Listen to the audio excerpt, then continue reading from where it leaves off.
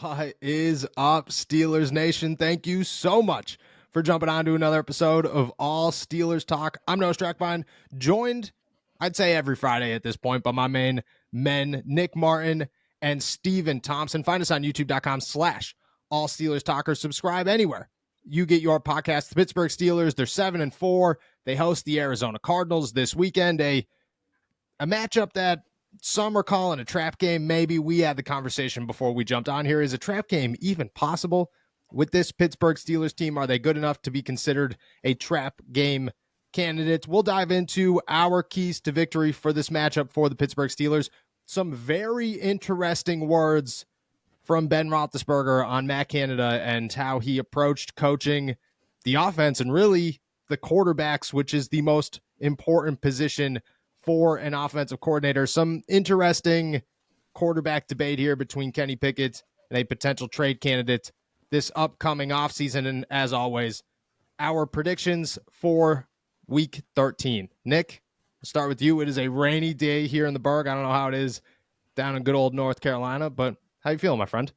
I'm feeling decent, but the weather today is actually supposed to get a little bit rainier as the day goes on. But the best thing about tonight, obviously, is going to be the Pac-12 championship. A huge college football fan, so pumped for that. Pumped that we get football almost the entire weekend. So looking forward to that.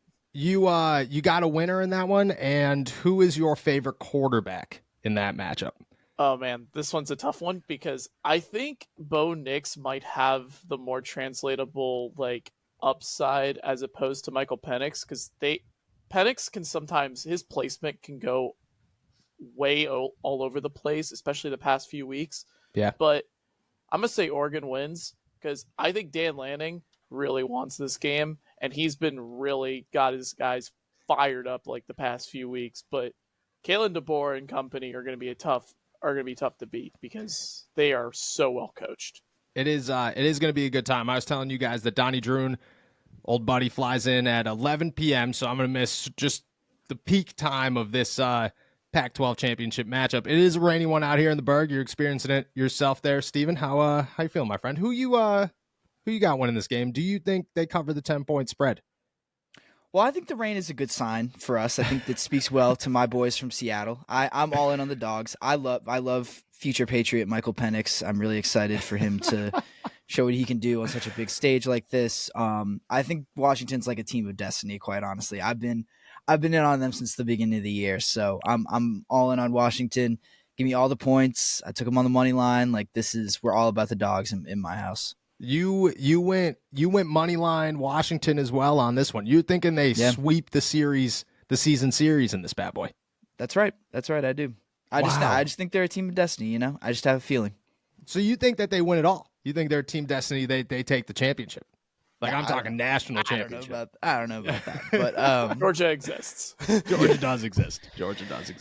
That it will be a good time. I'm very excited for it. The beginning of a great weekend of this might be the best weekend of college football or of football in general in a long time. Most of the season, I would say, and college football has brought us some great weekends this year. It has been a good year of college football. The Pittsburgh Steelers, I mean, people will still be excited for, I don't even know what the Arizona Cardinals record is, but it's definitely 2 wins. I believe they're 2-10. Yeah.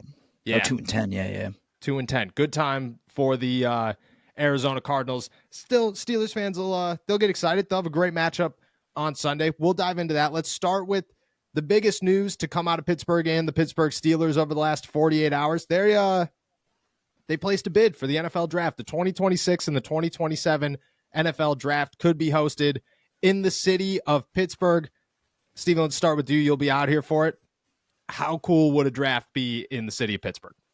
It would be great. I would love it. I was just thinking about where they might do it though. I remember last year in Kansas City they had it in an old train station, right? Yeah. That looked really cool. But I remember in a few years ago they did it in Nashville, but they did it outdoors, on the street. Yeah, it was on Broadway, wasn't it? Yeah. Why not bring it down to my neighborhood? Do it on Carson Street, baby. Let's let's do it right down here. I would love it. I could just walk down 2 blocks to go see it. But no, I think it'd be I think You it'd go be ahead. really cool. I think like they have. I am just curious about where they would do it because it'd probably be like Heinz Field, right? Like it would, or Acrisure. Like that's what I'd have Yeah, to assume. I've heard it was going to be on the North Shore. It'd be over in like that general facility, which in that's a great way to, like, if you go to tailgates there, you realize how great that street could be. Plus, like, rounded out onto the bridges. A little concerning that the Pittsburgh Steelers, or that the city of Pittsburgh, I remember when the bridge fell and the reports came out that like 75% of the bridges in Pittsburgh were like ready to collapse, and everybody's like, oh, great. That would be really good to have thousands and thousands of people just chilling on that bridge for 3 days. But I'm sure that they would figure that out. Nick, city of Pittsburgh hosting the draft. How exciting could things get? Oh man, they've been hosting them in some of like the different cities like ever since like I think it was 2014. Yeah. Chicago got it one year, Philadelphia, Cleveland, Kansas City, all these like great like these long historical franchises, and that like how can you not want to do it if in Pittsburgh with one of the greatest organizations of all time? I mean, no bias here whatsoever. And I mean, the city of Pittsburgh, they got some of the most insane fans, especially NFL draft fans. So like I would love to see that, and I also want to see Lambeau Field after that for the Packers, because we got to see some of the two most historical like franchises in all football. I'm pretty sure Wisconsin has it in 2025 when I was looking it up. So to go, what's this year? This year's Detroit, which, Detroit, historic city. I'm sure that they'll have some great music venues going on there, or some music talent going on there. Detroit, Wisconsin, Pittsburgh would be one hell of a run there. That'd be a great time for the NFL. Plus, I feel like Pittsburgh's so centrally located. I mean, it's really not, but for some places, it definitely is. Like, you could come here from Cincinnati, you could come here from Cleveland, Philly's a couple hours away, you come there from there. Detroit's not super far. You could come up from Baltimore. Indianapolis is really in the middle of nowhere compared to anywhere, but definitely still a drive. It's doable for a lot of cities. I feel like you can make the most out of this. Plus, I mean, we know the city of Pittsburgh, man. You tell them to party, they're going to party, and they're going to have a good time. Things will be fine. East Carson Street might concern me a little bit, just because I feel like every couple of weeks we're having a conversation about like, are you safe down there? Are things okay? I feel like 3 days. Yeah, it'd be fine. It'd be fine. We'll see. I would love to see the NFL draft in the city of Pittsburgh. I have a hard time believing that the NFL looks at them and says, "No, we're gonna go somewhere else." Like, no, we'll go to Houston, or I don't even know what else they could. I'm out of cities. Like they went to Detroit, they went to Nashville, they've been to Kansas City, they've been to Chicago, they've been to New York.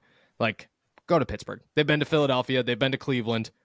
Go to Pittsburgh. Pittsburgh's where it's at. We'll see. They decide that in March or May, so we got quite a bit of time to find out what's going on with the NFL draft. But exciting stuff for the Pittsburgh Steelers. It may be getting cool outside, but it's red hot on the field. So there's no better time than now to announce that today we've partnered with DraftKings, an official partner of the NFL. And thanks to DraftKings, we're bringing you even closer to the action.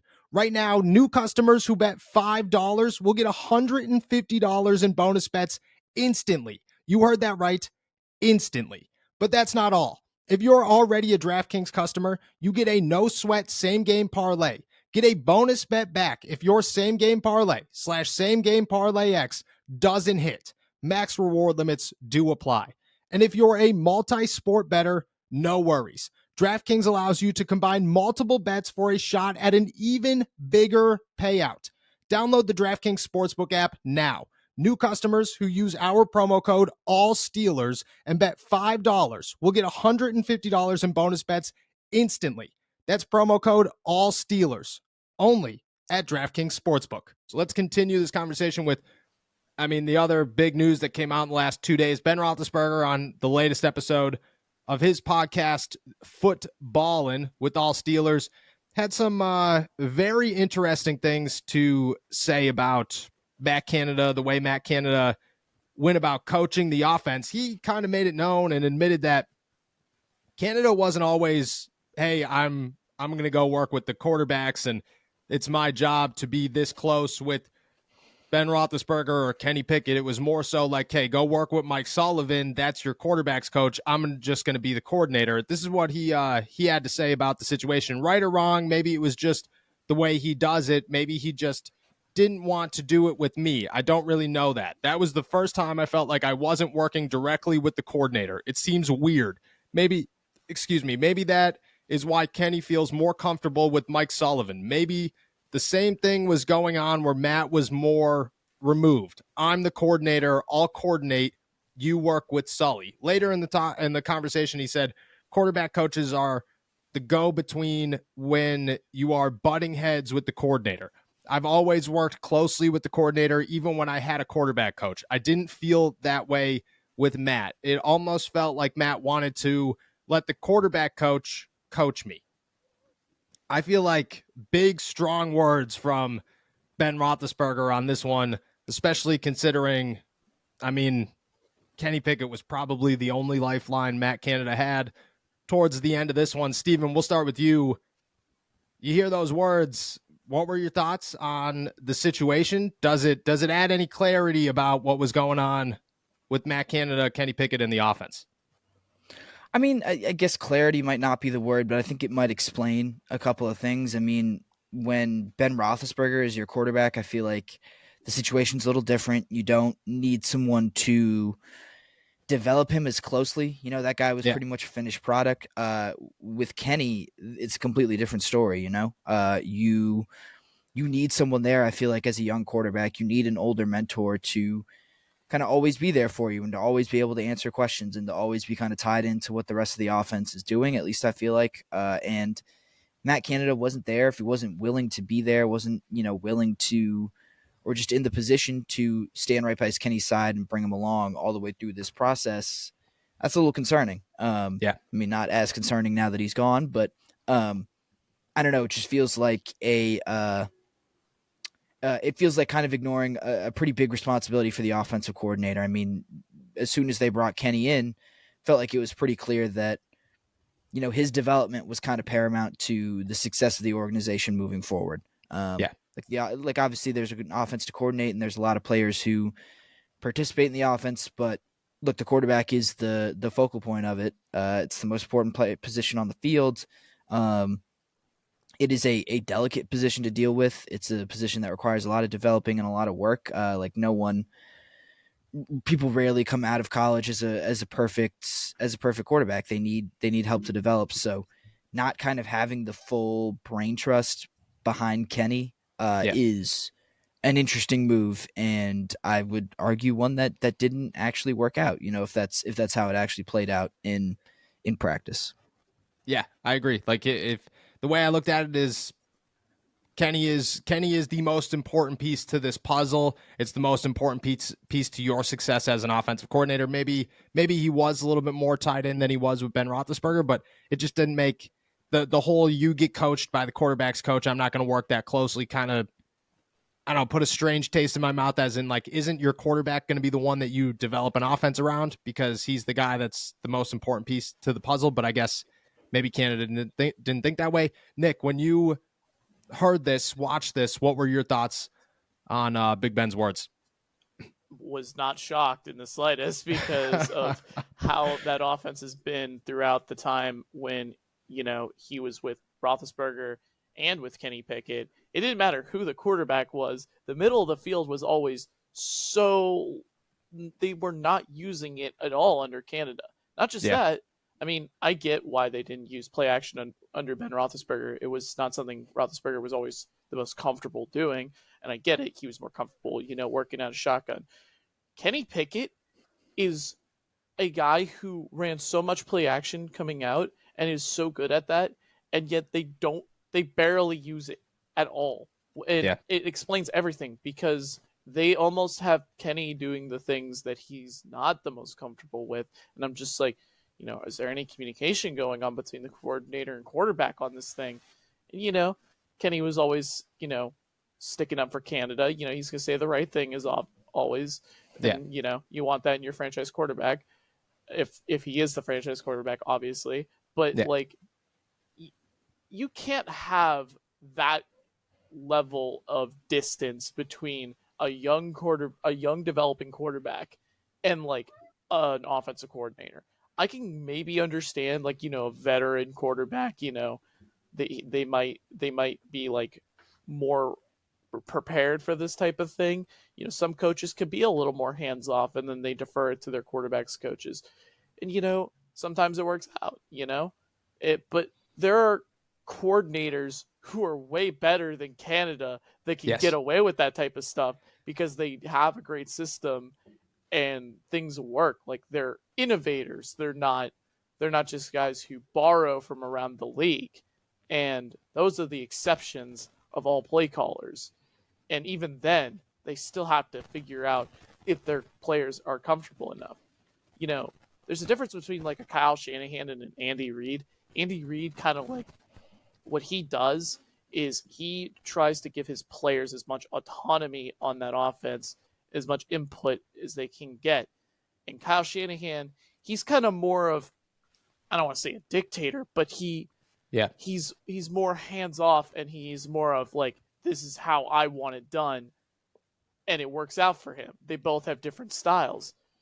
Canada is not that guy. You're not that guy, pal. That is the way I would try to just describe that. That whole relationship is, he's not good. He didn't have a good enough scheme, and he was hands off with his quarterback. I mean, that's just he wrote his own obituary there. I mean, yeah, no, that's exactly what it is. Like from what I heard after Canada left, is that the Steelers, it wasn't Canada and all the coaches coming together to formulate a game plan. It was Canada has a game plan, you follow that game plan. And that's kind of why, adjustments were never made, is because Canada kind of viewed it as, this is my game plan, it's going to work eventually. I feel like, just like you said, like some coaches are good enough to make that happen.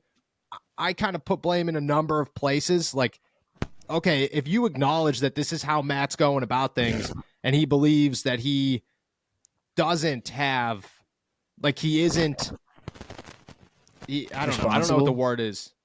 Yeah, exactly. Like it's his job and only his job to come up with this idea and run the offense.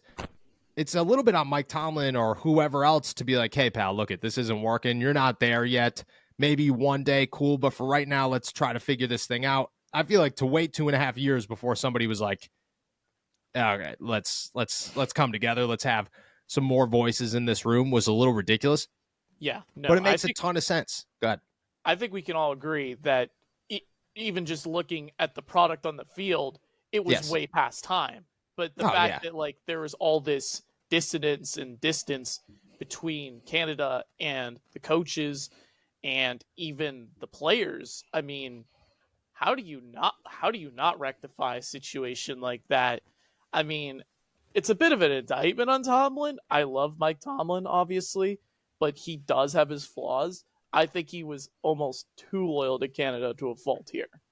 Oh, he always. I mean, me and Steven have had this conversation more than once about how Tomlin was just like Tomlin. The way Tomlin avoids problems is it's toxic. It's actually toxic. Like it's crazy to listen to a guy talk about things like not living in your fears and we're going to do this and adversity and all that, and then completely ignore the issues because he believes in his guys so much that it's a fault. I mean, we know the benefit of this, but Steven, what's the confidence? Like, you come together, you now have a coaching staff that is working hand in hand. I mean, Eddie Faulkner said it yesterday. It was the entire offensive staff that came up with the game plan. Like every single person was in that room coming up with ideas and putting together what they could. Do you look at this now as like, well, that maybe this is a rebirth of Kenny Pickett? Like maybe this is the first time that an offense is actually built to Kenny Pickett outside of, hey, let's roll him to the left because he likes to roll to the left.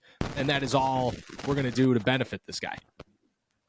Yeah. I mean, who knows? I mean, so it's been one game against a pretty decent defense, but I don't know if I'm ready to say, Kenny Pickett's back or anything, or Kenny Pickett's been reborn, but I just wonder why this stuff wasn't happening in the first place. It's like a pretty obvious thing, but just why wasn't the entire offensive coaching staff which works with the offense every day completely involved in building it?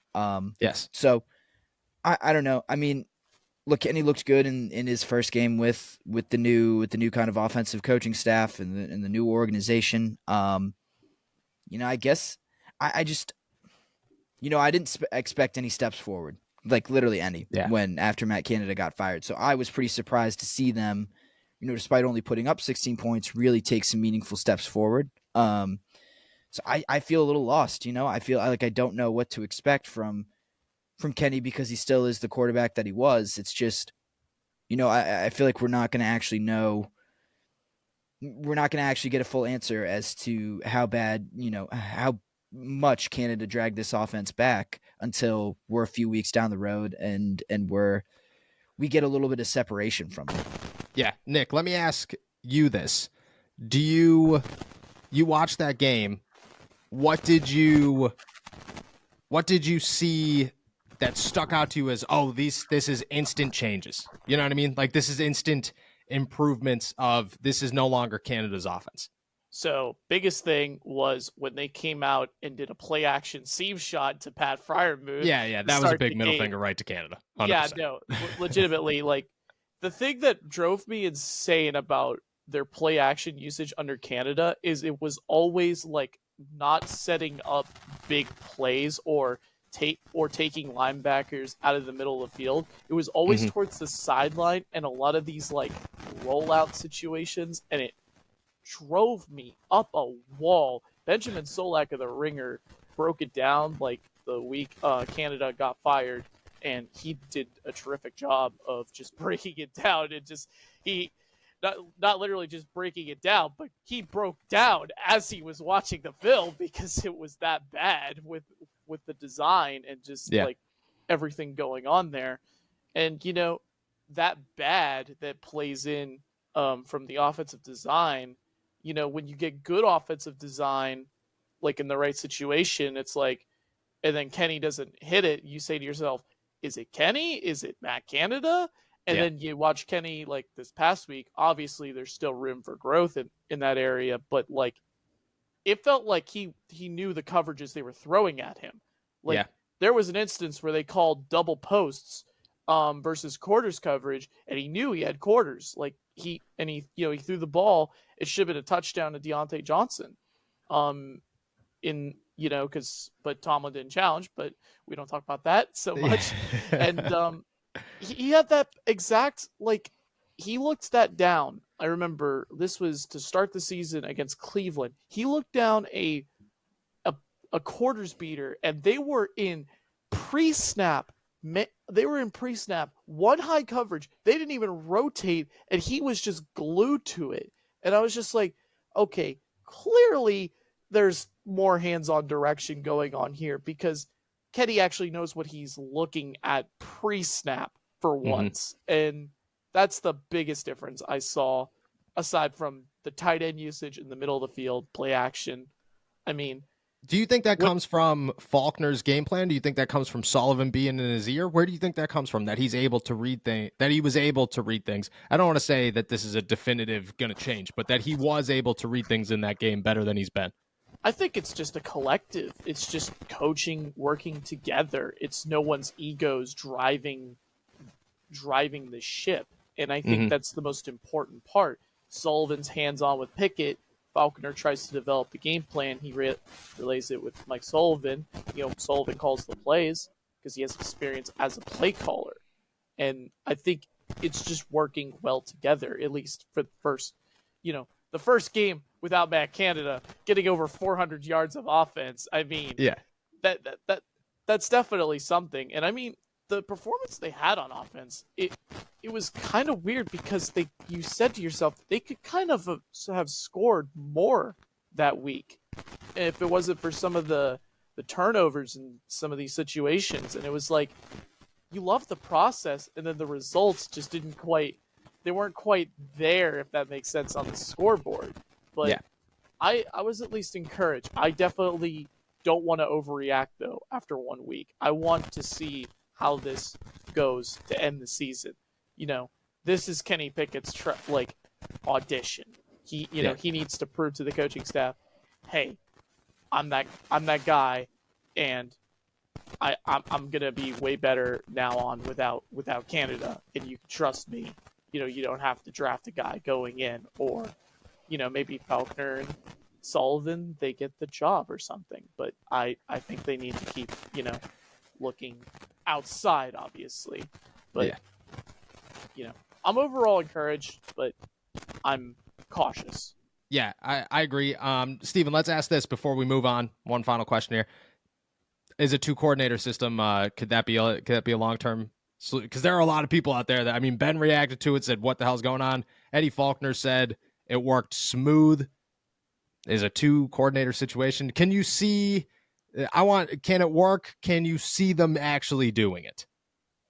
I think it can work. I don't think it's ideal though. I don't think it's ideal to kind of put, extra work on a position coach's plate. I just like all the stuff we've talked about, I feel like is possible with a full-time offensive coordinator and, Faulkner coaching the running backs and Sullivan coaching the quarterbacks. Like, we don't need, I don't know. I don't think you need to keep this thing in place to continue to have, collaboration between the entire offensive staff, which it seems like has really helped. So, is it workable? Yeah. I don't think it's ideal though, and I don't think it's really should be what the Steelers are looking for going forward. And I doubt it is what they're really going to look at. I mean, even if they keep one of these guys in the job, I feel like it's going to be just one of these guys. Yeah.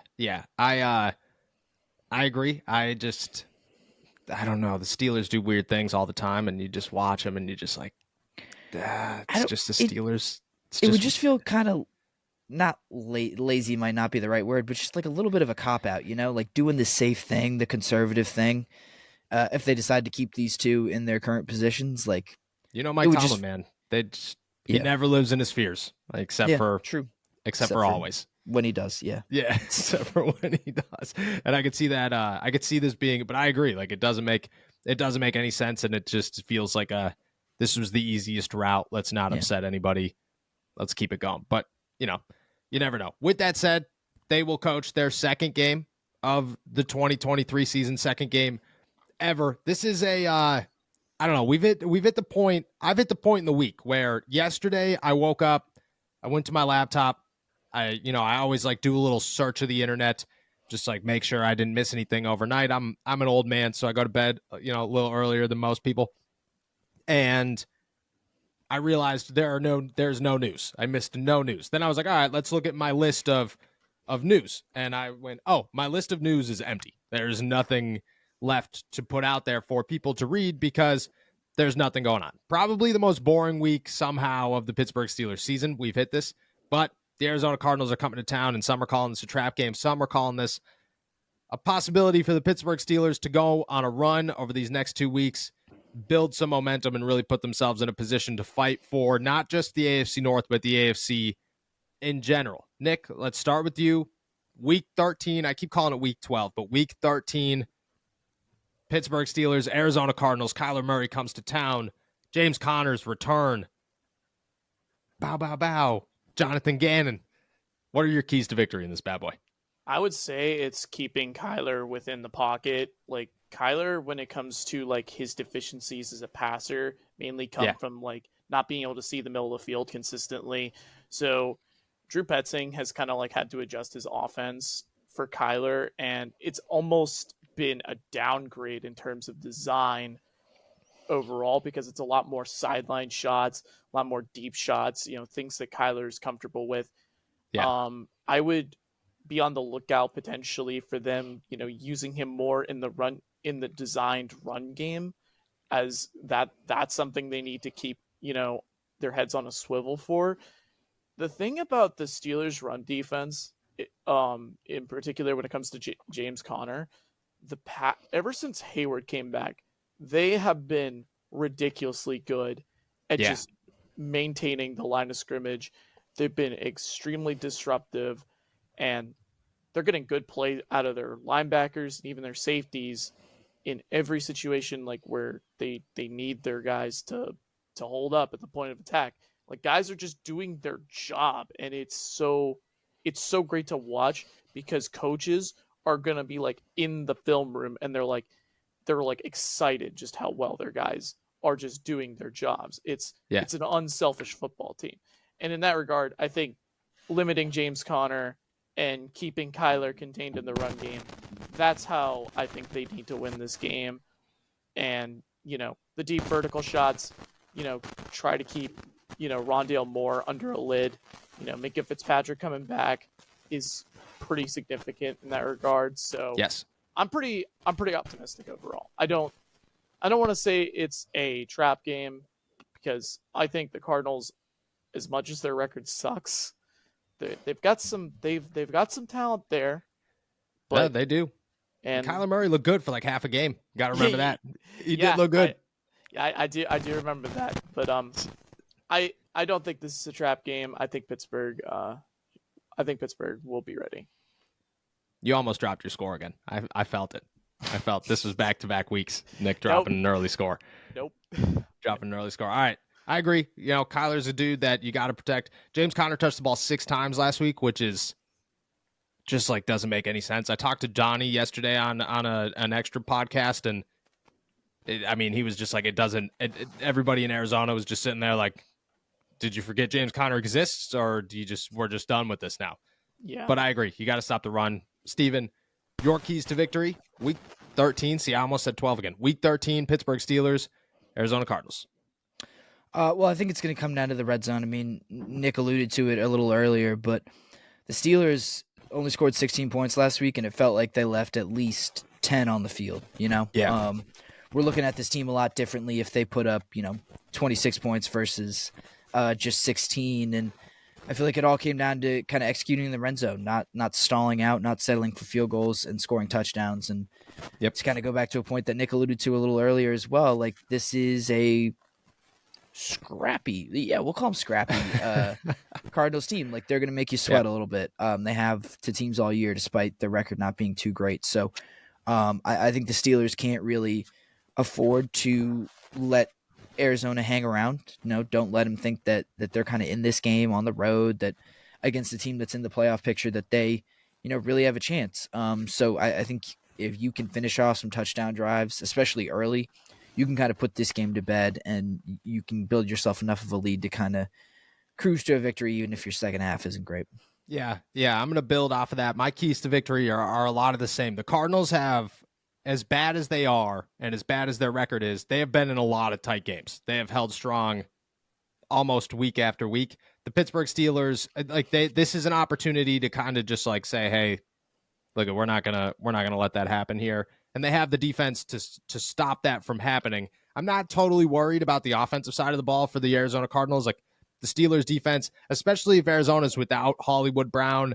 Trey McBride looks like I think he missed yesterday's practice too. So that's 2 days in a row that they are without their top 2 receivers.